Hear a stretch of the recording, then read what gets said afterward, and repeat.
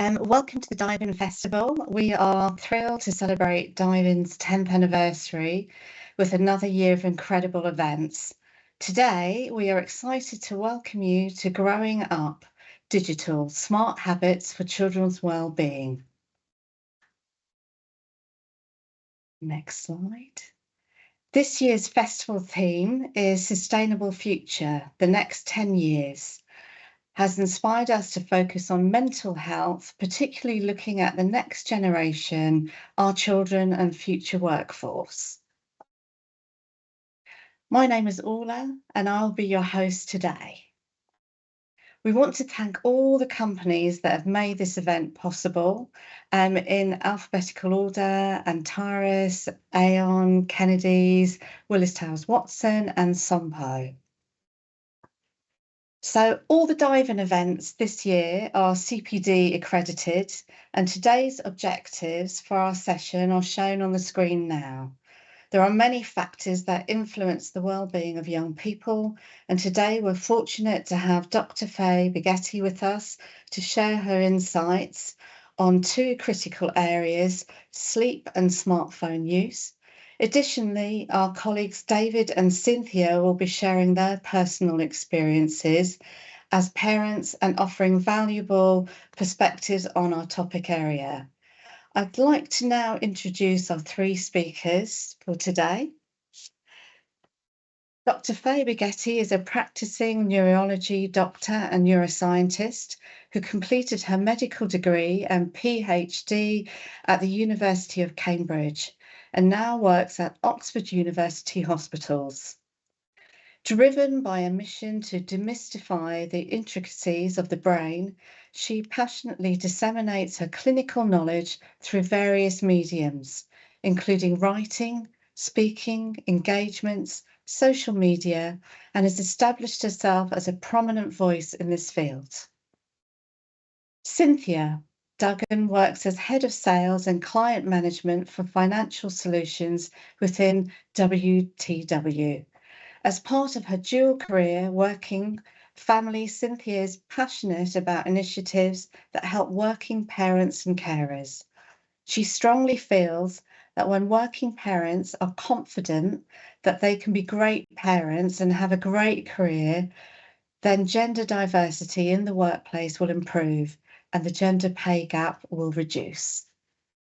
David Vaughan is an associate of the Chartered Insurance Institute with a 15-year career specialising in insurance technology and information solutions. He has held several key roles within the London market, providing leadership and expertise in the development of enterprise-grade business intelligence platforms designed to support better executive decisions and improved operational performance. I will now pass over to Dr. Faye for the first of her two talks, which is on the topic of sleep and the impact of technology. We often think of sleep as an off switch, with the brain having a binary function mimicking that of a light switch. But sleep is actually a complex neuroscientific process that enables us to function optimally. Sleep plays a crucial role in our ability to focus and exert willpower. It restores the capacity of the prefrontal cortex, a part of the brain that is essential for our attention and complex thinking. So if you are sleep deprived, you will be more distractible. The executive brain is also important for emotion regulation, meaning that good quality sleep contributes to mental toughness. This is a term that scientists use to describe our ability to positively face challenges and remain resilient, viewing them as opportunities for growth. Sleep is also important for the permanent storage of memories, moving them from the hippocampus, the memory inbox, to various other parts of the brain. And you should think of sleep as the time that your brain performs essential maintenance, removing misfolded proteins that when they accumulate can cause nerve cell damage. So sleep is important for the long-term health of our brain. Now, when it comes to children and teenagers, it is commonly thought that digital media is the most important factor disturbing their sleep. But it's actually much more complicated than that. And there are several issues. And to understand them, we must first understand how sleep works. It all happens here. In a region of the brain called the hypothalamus, there is a group of cells called the suprachiasmatic nucleus. They are no bigger than a grain of rice, and they form our master clock. The function of that master clock is to produce hormones that make us feel alert, this is cortisol, and hormones that make us feel sleepy, melatonin. And how the master clock works depends on three key factors: our genetics, our age, and exposure to daylight. Here you can see the peaks of cortisol and melatonin that happen daily, but a lot of the timing of those peaks depends on our genetic makeup. Some of you may be able to relate to being a morning lark or a night owl, with most of us being somewhere in that spectrum. And the timing of that hormonal release depends on how we're built. Now, a large part of this timing also depends on age. And it's important to understand that teenagers go through a natural shift in their sleep patterns during adolescence. So their brains release melatonin later in the evening than adults, which means they're biologically prone to staying up later. So if your teen is staying up late, it's not necessarily because they're being irresponsible. It is often because their brain is wired that way. And one of the issues is that the world has really been created for adults. So societal obligations and going to school means that teenagers have to wake up earlier than what they're biologically inclined to. And this forces them into a state of automatic sleep deprivation. And what they do is they catch up on sleep during the weekends and they're staying in bed till noon, which leads to an erratic sleep-wake cycle. And this is a problem, because signaling from the master clock to produce these hormones is not immediate. It takes time. And for maximum efficiency, our brain needs to start those processes earlier than what we need. It works better when it is able to predict our needs rather than just respond to them. And waking up at vastly different times in the day means that the brain becomes confused. When should they be releasing cortisol? At 6 a.m. or at noon? This is just one of the factors. And another factor is exposure to daylight. The master clock sits just above the optic chiasm, where the two big nerves from our eyes cross over. And this position is very strategic because it needs that daylight to synchronize our sleep-wake cycle to the solar day. Now, we used to think the light from smartphones would suppress the sleepiness hormone melatonin and confuse the master clock. But the more recent research shows that this is not the case. We as humans have actually evolved to spend large amount of times outdoors under conditions of very high light intensity. To give you an idea, scientists measure light intensity using a measure called lux, and on a sunny day, your eyes will be exposed to about 100,000 lux. On a cloudy day, or nearly every day, if you're in the United Kingdom, you would be exposed to 10,000 lux. Now, the phone screens only provide about 50 lux of light, and this is not intense enough to confuse the master clock. Blue light from our screens is shown in research to only delay sleep by a few minutes, if that. But what has a bigger impact is that rather than getting large amounts of daylight exposure at the beginning of the day and reduce light levels before sleep, is we spend most of our time indoors under fairly constant amounts of lighting. And that can become even worse at certain times of the year when either we or our children commute to school or work in the dark before spending all day indoors under artificial lights, increasing in the evening. And this inconsistency of sleep schedule with the exposure to artificial lights is what is causing our sleep-wake cycle disruption.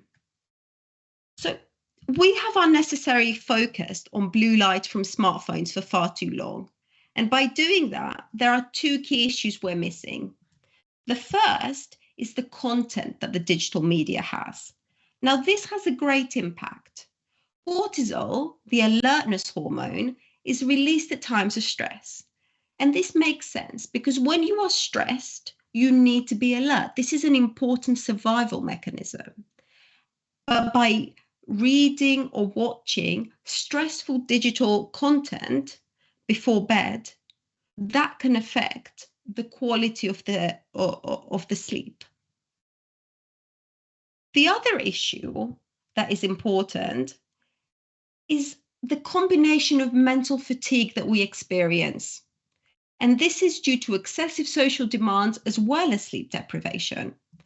When this part of the brain, the executive brain, is impaired due to lack of sleep, it enters a state that I term low power mode.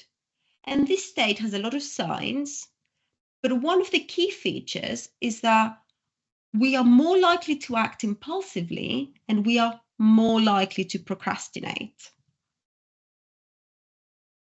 And in that low power mode state, we procrastinate one of the things that would help us, and that is going to bed.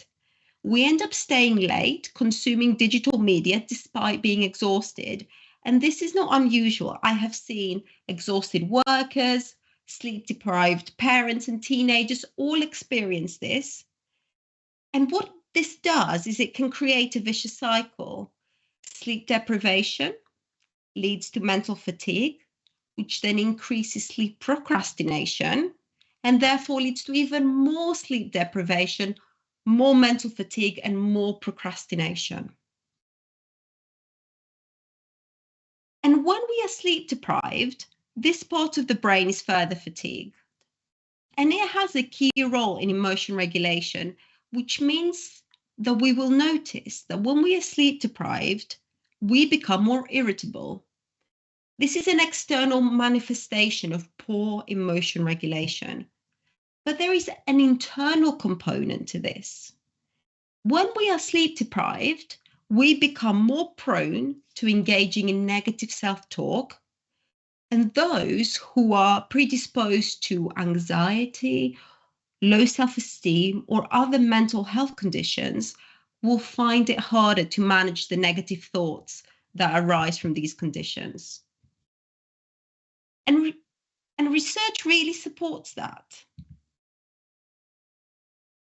Research really supports that. Whereas beforehand, we used to think that when somebody is depressed, that leads to a sleep problem. The more recent studies show that actually the sleep problems precede the onset of depression. And so it is important to break out of that cycle. And it's important to realize that good sleep starts at the beginning of the day. Some neuroscience tips for better sleep are to maintain consistent wake-up times as much as possible. And if somebody needs to catch up on sleep over the weekend, then my advice is to limit that to 60-90 minutes, the length of one sleep cycle, so that the master clock doesn't get so confused. Natural daylight exposure in the morning is vital for resetting the master clock, so it is important to avoid staying inside all day. And even on the dreariest day, going outside provides 10 times the light exposure that you would than if you were to stay inside. And then taking breaks during the day is vital for recharging and not becoming mentally fatigued. And this is important because when the evening becomes your only personal time, that increases the likelihood of sleep procrastination. But when it comes to digital media, the solution is more nuanced. I fully support those who keep their bedroom phone or digital media free and use it as a space to unwind. However, for some people, saying absolutely never use your phone before bed is very impractical advice. And this is because many people use their phones as a tool for winding down. And this is particularly the case in those who have anxiety and those who are prone to ruminating about work or about other events that happen during the day. And these thoughts can be a source of stress, which in itself can impact sleep quality. Engaging in low effort activities on smartphone is something that's called psychological detachment. And studies do show that this disconnection and relaxation that this provides can have a positive impact in some people when used mindfully. And so, when it comes to using phones before bed, if somebody chooses to do so, I recommend the following. Unpredictable and anxiety-inducing content should be avoided. We should engage with something light-hearted instead. Passive content is preferable over active content, and particularly social interactions are quite psychologically stimulating for the brain, so this should be avoided. It is important that activities are finite. An example of good activities would be playing a game with a natural endpoint, doing a meditation, or listening to a sleep story. And when it comes to activities that are not finite, it is important to set stopping reminders to let somebody psychologically detach, wind down, but avoid getting absorbed for too long, as ultimately this will reduce the sleep duration and impact our sleep quality. Thank you, Faye. That was really, really interesting. You've certainly helped me recognise the importance of sleep as a dynamic brain process and how it's impacted on mental health and productivity, especially within the workplace. Cynthia and David are now going to join us for a discussion on the topic of sleep. Please feel free to put questions in the Q&A box if there's anything you'd like to ask. However, we do have some questions already sent in. It's very exciting. So, Cynthia, question for you first. How do you find tech influences your parenting? It influences our parenting to a great extent. My husband is a chief technology officer, so technology is a big part of his life. And you know, both my daughters have laptops, iPads, TVs, all of the normal things. So it's a big part of how we both parent. I think the thing that worries us the most is, as technology evolves and changes, you know, how do we keep up? How do we stay ahead of you know, what's the latest thing? No, that's great. Thank you. And David, what's your thoughts on that? Yeah, I mean, as similar to Cynthia in a way. I mean, I work in my role is very technologically orientated, and tech's a big part of my life. And I would just sort of describe myself as an advocate for tech. And I would say it's fairly pervasive in our household. I mean, in one form or another, it's in sort of most rooms in our house. And for that reason, it definitely plays a significant part in the family dynamics, and obviously by extension in the way we parent. And I'd characterize that largely by saying it's like walking a tightrope really between the obvious opportunities that you have with tech on one side. My daughter, for example, she's quite young, and she has cousins that live away from us in London. And she's able to maintain sort of a close bond with her cousins through things like FaceTime and through sort of chat groups and so forth, which I think would be hard to do without that kind of ability with tech. Likewise, education is a thing. You know, she's got information at the palm of her hand now, and using that as an opportunity is amazing in some ways. And even schools, I think, are coming forward with that and providing apps and so forth that she uses. But then on the other hand, of course, we've got the concerns around, you know, inappropriate content and stumbling over that, and, you know, just overuse of screens and the sort of impact potentially on productivity and so forth that brings. So we're definitely sort of walking a tightrope, I think, and I think that's probably common for most parents. And another thing is, I think we're really conscious of just staying up to date with the latest technology and sort of app development and so forth, just so we can stay part of the conversation with our children. And sort of finally on that as well is the impact of potentially sort of over reliance on what I'd sort of describe as sort of digital babysitting. In that, you know, both me and my partner live quite busy lives, and it's quite easy sometimes to fall into the habit of relying on tech to sort of step in and sort of entertain your child while you get some sort of headspace and some time to wind down. And that's something certainly that we've become more conscious of recently, and just trying to minimize that aspect. That's great, thank you. And Cynthia, do you restrict tech when it comes to sleep? I think when I was thinking about this, it's hard to say that we restrict it. We haven't had that conversation with our daughters. My oldest daughter sort of regulates herself. She doesn't like using technology, but you know, really thinking about it, she probably does look at the laptop just before she goes to bed, just to make sure she's ready for the next day. You know, I haven't specifically said to her she shouldn't use anything in particular when she goes to sleep. And generally we're pretty strict on just going to bed and having, you know, a good amount of sleep. Neither of them have had to be told not to use their technology before they go to bed. My youngest daughter prefers to read anyway, so that's how she winds down to get to sleep. And my oldest daughter really just prefers to, you know, close the lights and close her eyes and go to sleep. So it hasn't been a challenge for us. I'm interested to see how that might change as you know, they go into adolescence, and you know, whether their sleeping patterns change, like Dr. Faye has mentioned, with you know, wanting to stay in bed later in the mornings and up and awake later in the evenings. And whether we'll have to amend that, but at the moment we're okay. That's good. And Faye, we've actually had a question come in for you. What is the minimum amount of exposure to daylight needed in the morning for it to be effective? And is there a kind of a minimum amount of sleep you'd recommend? Those are both great questions. So there is no exact minimum amount of daylight. What's more important is the timing.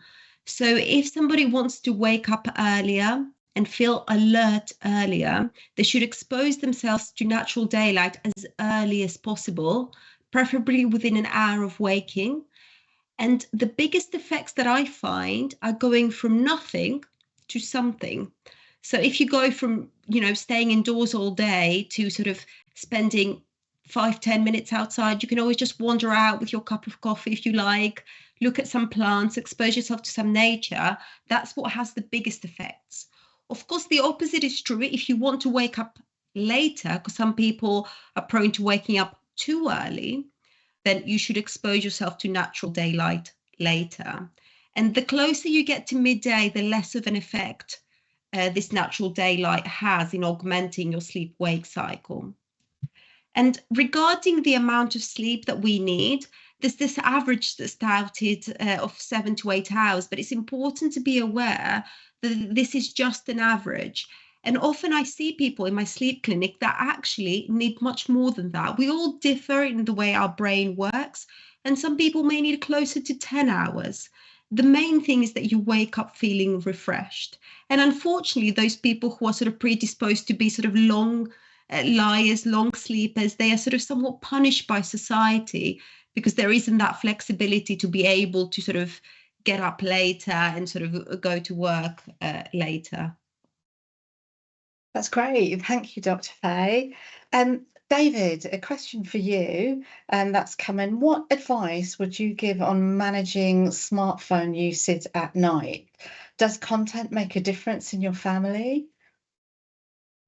Yeah, so as sort of Dr. Faye mentioned, I mean, I'm definitely one of those people that uses, I take my smartphone myself to bed with me, and I'll often use it for sort of a white noise type effect is how I describe it. So I'm one of these people that sort of will put a sort of a documentary on in the background, or some sort of 90s sitcom, much to my wife's dismay. But it just sort of is something that I'm sort of not fully engaged with, but just sort of acts as sort of background noise and just helps me settle. So that is one way I bring it into it. Whether it's good or bad is another question. But one thing I definitely try and avoid is this sort of the doom scrolling aspect of just sort of scrolling through negative news.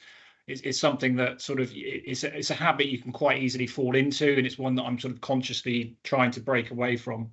On the technical side, with having my smartphone sort of playing background noise, I'll always make sure the backlight is turned down. I mean, I'm not sure, having heard what Dr. Faye said there, whether it makes a massive difference, but I'm a light sleeper, and it definitely plays a sort of a factor to me. I also use a sort of a do not disturb mode, which sort of stops notifications and alerts going off randomly while I'm trying to sort of sleep. And obviously these things these days in the current climate can be almost 24 hours, so it's worth sort of turning those off. From the content side, absolutely, content does make a difference. My daughter in particular has sort of got into, she was sort of watching certain videos sort of via YouTube, and I think the risk with that sometimes, even with child controls being in place and so on and so forth, the algorithmic nature of those, where you can end up sort of going into rabbit holes, and she sort of stumbled across content that I describe as sort of slightly odd, alternative content that sort of distressed us slightly, and it was something that we weren't comfortable with as parents, and we sort of took some fairly draconian steps on that and just stopped watching YouTube entirely, just because of the fact that it isn't perhaps as controlled as sort of the mainstream sort of Disney Plus, Netflix kids type things. So yeah, that was a factor, because, as I said, it did interrupt her sleep for a few days, and so we became quite conscious of that. That's great. Thank you, David. Just as a reminder for everyone, the whole event is being recorded, and you'll be able to see the slides and everything on YouTube when it's uploaded. So if people want to be able to see the really interesting slides from Faye and listen to everyone, it is there. I think we've just got time for one more question that's coming in this segment. What are the potential effects on teenagers who habitually stay up late but need to wake up early?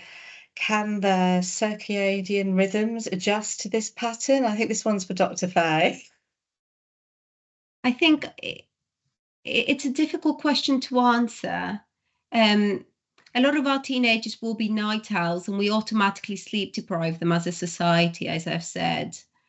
Their circadian rhythms can adjust. It takes a lot of exposure to natural life and being really cautious with bedtimes, because they can easily deviate later over the weekend. And what you get is this jet lag feeling on Monday morning, of social jet lag, where someone has spent Saturday and Sunday going to bed past midnight, and suddenly they have to wake up at 6 a.m. So I think it's about being cautious, but there has been a lot of calls by sleep scientists as well to rethink some of our school schedules, because there are some studies that show that actually starting school a bit later doesn't actually affect those morning early larks teenagers, but really makes a considerable difference to those who are genetically prone to being night owls, as well as having a delayed sleep-wake cycle because of being a teenager. That's great. Thank you. That was really interesting discussion. Thank you for all three of you sharing your insights on your experiences and knowledge. I'm going to hand back to Faye to talk us through the impact of smartphones and what they have on the effect on mental health and well-being. So I spent around 4 years researching and writing a book on this subject. And these are just some of the headlines that I saw during this time. So smartphone use is mainly being discussed in the terms of being an addiction. And some headlines will take it a lot further than that. They will compare TikTok to cocaine They will compare smartphones to the modern day hypodermic needle, and they will compare email checking to alcohol. Now, as a neurologist, I have seen cocaine lead to strokes, hypodermic needles lead to deadly heart infections, and alcohol lead to seizures. But I'm also a parent. I'm a mother of 2 young children, and just like any parent, I want to do what's best for them. But is really giving them a smartphone the same as giving them a drug? No. This narrative really serves to sensationalize the issue rather than inform. We talk about the attention economy of social media, but newspapers' headlines have a lot to answer for as well. Their job is to capture your attention and sell papers, or, as is the current times, digital subscriptions or ads. And the constant negative narrative that we have and that we're exposed to is not without effect. That in itself has consequences, and this is because our brain is a predictive machine and our expectations influence our experience. And the language that we use matters. This is something that we commonly see in medical practice. It's called the nocebo effect, which is the negative outcome that occurs due to a belief that an intervention will cause harm. So, of course, side effects of tablets and medications that I prescribe are real. But if somebody was to become obsessed with reading the side effects at the back of the packet, they would be much more likely to experience them than somebody who isn't. And I labor this point because there are studies that show that phone use is not really increased very much between people who are prone to anxiety or depression and those who are not. For example, this study showed that a high-risk group spends 4.72 hours a day on their phone compared to 4.41 hours, a difference of a simple 20 minutes. And both groups check their phones around 84 times per day. But what really correlated in this study was their worry regarding their use. People who were prone to anxiety and depression were much more worried about their phone use. So the negative news cycle that we're in, the constant narrative that the device you hold in your hand will somehow lead to harm, can in itself trigger fears and anxieties, and it can have an impact. And what is important to note is that mental health is very complex. This is the hub of our emotional brain, the amygdala. And the way it works is affected both by our genetic code, but also by our environment. In terms of our environment, we'll have our physical world and our digital world, but the physical world really has much more of an effect. Early life experiences, for example, have a big impact on how this brain functions. And when we talk about the physical world, we talk about the environment that we're in. Is it supportive or not? And that has much more of an effect than the content that we access. And this was actually shown in the largest study done in adolescents. In 355,000 adolescents, this study showed that screen time only accounted for 0.4% of their well-being. And this is much smaller than what we're led to believe. And physical world factors, such as being bullied, getting into fights, binge drinking, taking drugs, those are the things that had much more of an effect. But of course, this study is just an average. And if I was to give you the average of the population height, now that would not be your height. And when a patient enters my consultation room, they're not the average patient. And we are not parenting an average child, we are parenting our children. So we have to look at them as individuals rather than averages. And this study does exactly that. It followed 387 adolescents and tracked the effect on their well-being when they used social media for 3 weeks. And what it found was as follows. 45% had no changes. 26% experienced only positive changes, and 28% had negative changes. And when we discuss the impact of things like social media, we do tend to ignore some of the positives. the community it provides for some people, the mental health awareness that I see in clinic, and, you know, the greater body diversities that some of the images provide. But at the same time, a big positive effect on somebody doesn't outweigh a negative effect on somebody else. In real life, this doesn't cancel out. And there will be teenagers and children who are having negative effects. And it is important to recognize that and try and help them. And the way to think about the effect that digital media may be having on your child is in two stages. The content that they're accessing, that is the what, and the habits that they have formed. This is the when and the why. In terms of content, studies unequivocally show that being cyberbullied or accessing self-harm content is harmful. There is no question about that. Other types of content have much more nuance.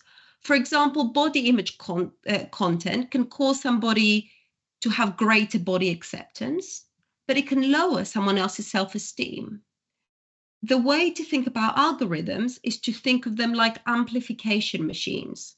They're there to amplify. And by doing so, an algorithm can fuel a passion or it can exacerbate a vulnerability.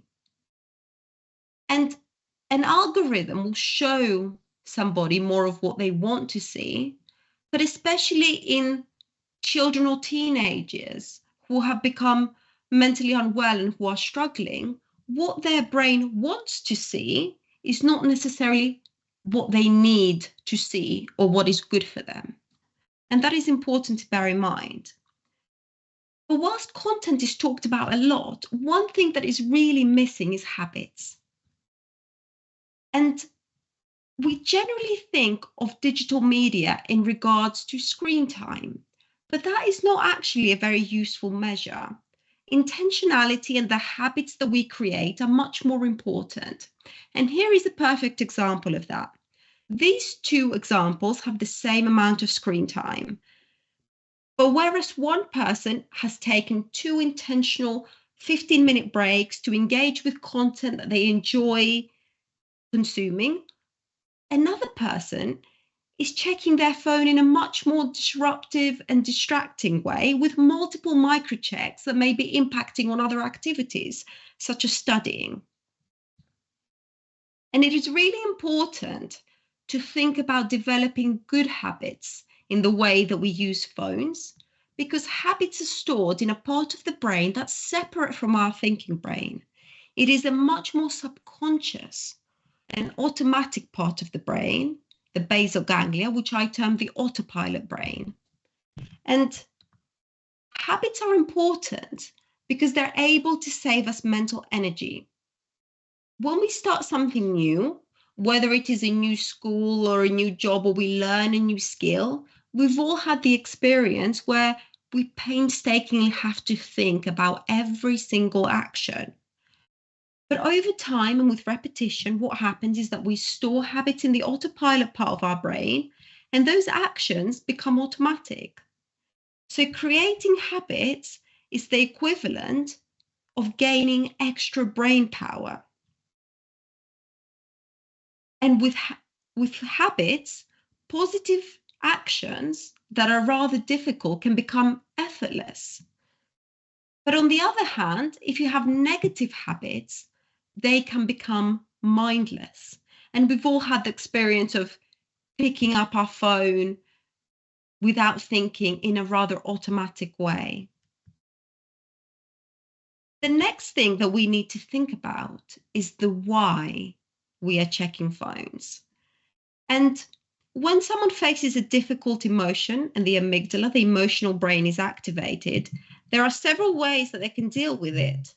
They can deal with it internally using the thinking part of their brain, and this is called internal emotional regulation. Or they can deal with it externally using the power of someone else's brain. This is called external emotion regulation. This is why we find talking to other people helps. And for some people, using a phone has become this type of external emotion regulation. and it's actually called digital emotion regulation. And so what happens is that somebody can have a difficult emotion and then they reach for their phone as a coping mechanism. And the more time they do that, the stronger this link becomes. And what we find in studies is that those phone microchecks are less likely to be the result of notifications or external prompts, but they are more likely to be the result of a negative emotional state. And what we often assume is that increased phone use will lead to a mental health disorder like depression. But there is a dangerous side to this assumption. It is as if to say to somebody, if you didn't use your phone, you wouldn't have a problem. And this is untrue, because mental health is much more nuanced and complicated than that. And actually, studies do show the opposite. They show that people struggling with difficult feelings start to withdraw from others and spend much more time online instead.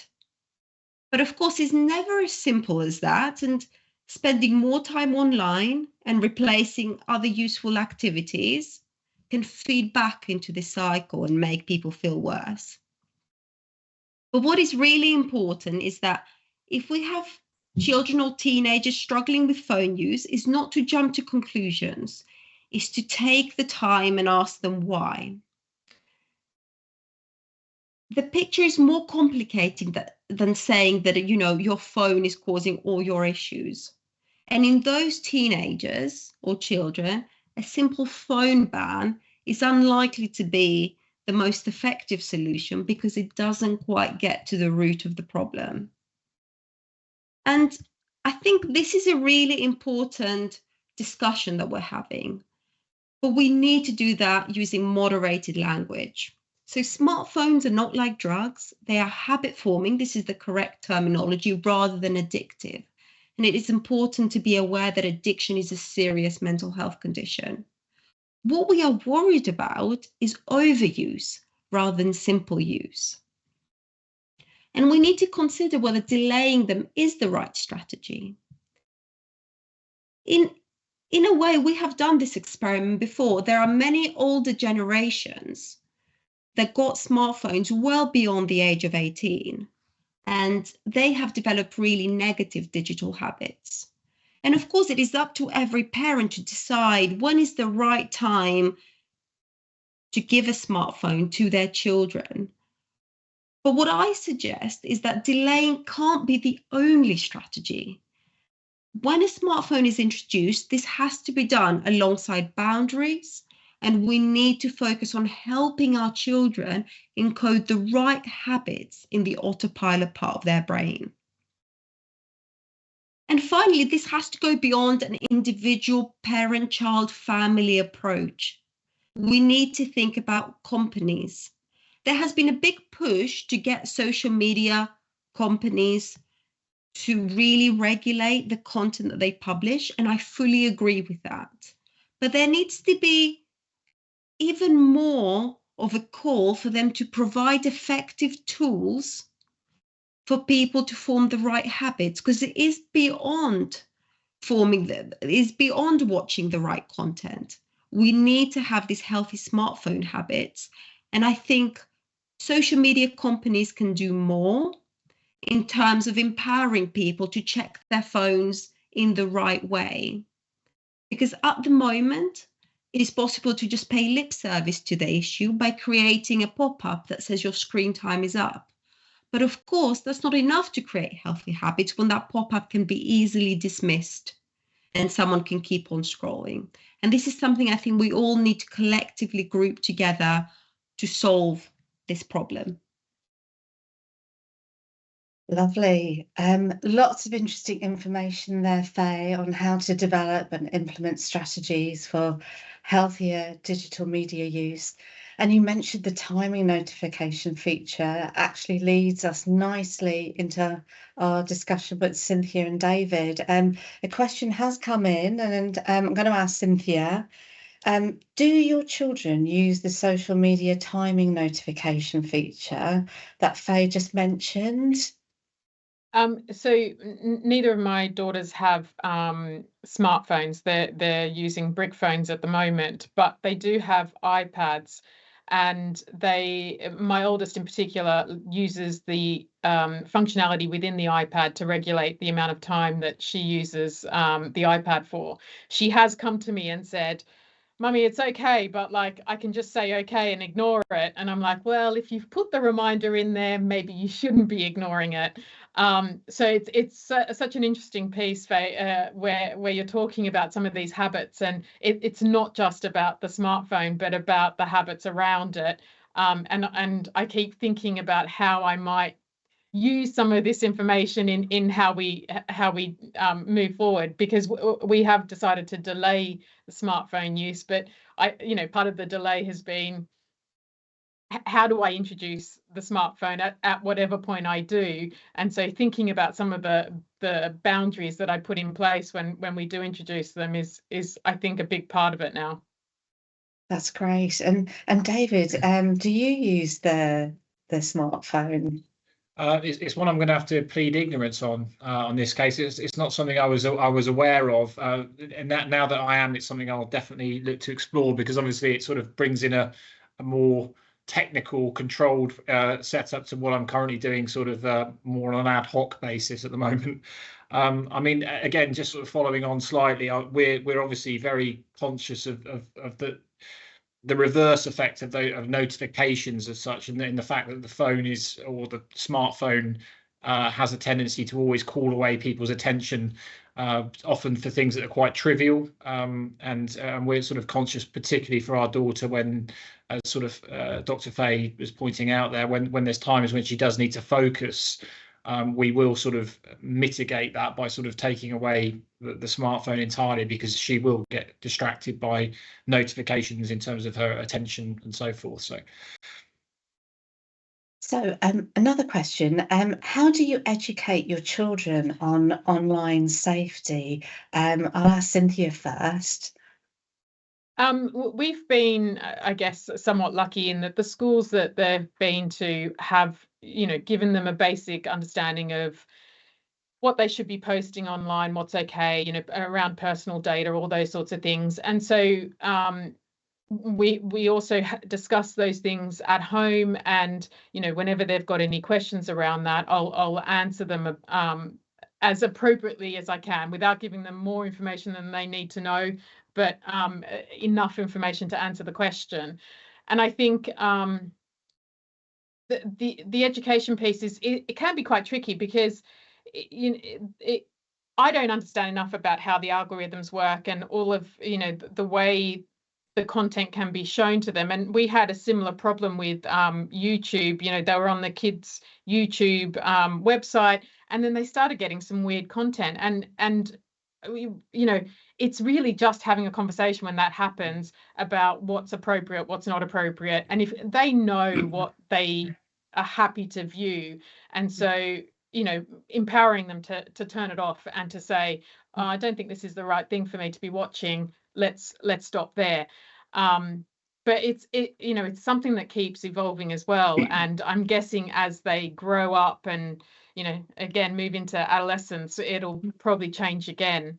Yeah, it's great. And David, what do you think on this? Yeah, I mean, I'm with Cynthia in the complexities of educating on this, because I think as parents, there's that sort of traditional notion that you kind of pass on knowledge from generation to generation and wisdom and so forth. And I think that the extreme pace of change that we've seen technologically over the past, 10, 15 years in particular, means we've almost skipped a generation. And it's like, sometimes your kids will know more than you about this, and they're educating you on this topic, which is obviously a concern. I think we've seen a huge cultural change in terms of the way that happens. So it is difficult. It's a tricky one, I think, for parents to navigate for that reason. We do our best with it, and I think that in a similar way to Cynthia, also we've tried to set ground rules in advance. Where where my daughter is acceptable for her to use a smartphone at what times of the day, so she knows this in advance, and she's much less likely to challenge those kind of ground rules if they're set in advance. We also 100% will encourage, open conversations about online experiences.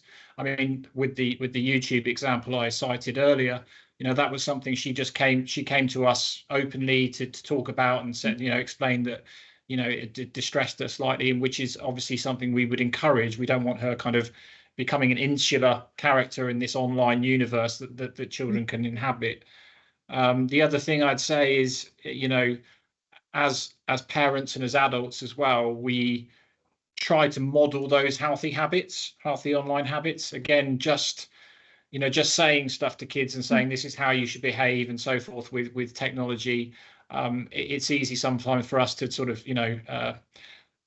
do as you say, or whatever the phrase is in that situation. So we do try and much more consciously model that behavior now, so showing the way on that. And then finally, more explicitly, we're very strong on just making sure that she understands that keeping her personal information private in all circumstances is just a key message that we always sort of reinforce wherever possible. That's great. Thank you, David. We've had some questions come in that I'm just going to go to Dr. Faye for your expertise on. One of them is, how would you recommend for adults, speaking with their children about how they can break the phone checking habit? But it's really hard, because especially if they're using it as a coping mechanism, what would you suggest? Yes, there are many ways to reprogram those habits. So the first thing to note is there is hope. They are not afflicted with an addiction. I tend to be somewhat against sort of things like digital detoxes, because whilst they can be a good challenge and people can engage in them should they want to, they don't produce a pattern of healthy phone checking. And what I find is that people will not check their phone for a period of time and then go back to their previous checking pattern.